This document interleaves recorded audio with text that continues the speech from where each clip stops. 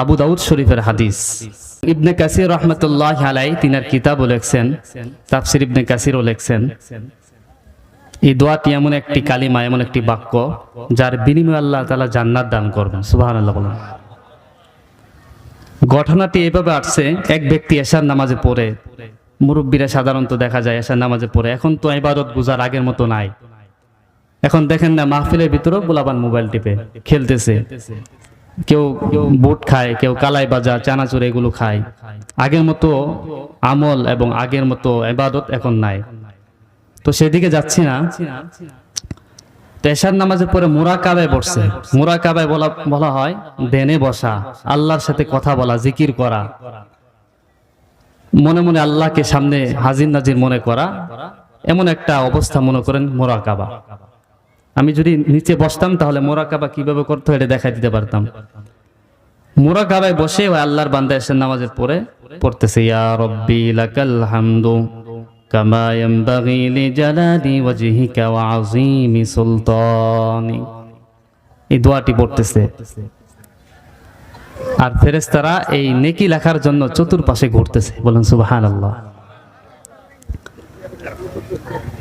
ফেরেশতারা বলতেছে, ওগো রব্বুল আলামিন, আমরা তো জানি কোন ব্যক্তি যদি সুবহানাল্লাহ পড়ে তার আমলনামায় কি লিখতে হয়, কোন ব্যক্তি যদি আলহামদুলিল্লাহ পড়ে তার আমলনামায় কি লিখতে হয় জানি, কোন ব্যক্তি যদি দান সদকা করে, নামাজ রোজা কালাম এগুলো আদায় করে তাহলে কি লিখতে হয় এটা আমরা জানি।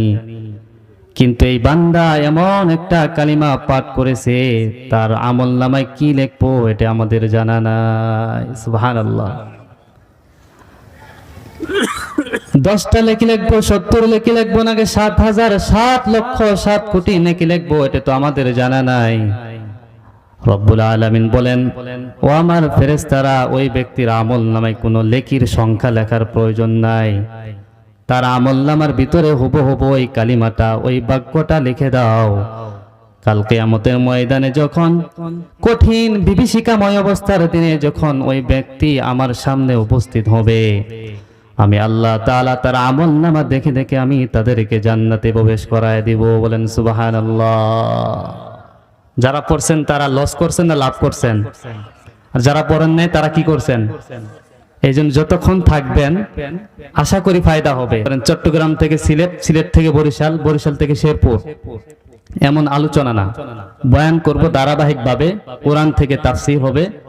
আমরা যদি মনোযোগ দিয়ে শুনি তাহলে আপনার লাভ হবে, আমাদেরও লাভ হবে। কথা বলেন ঠিক কিনা?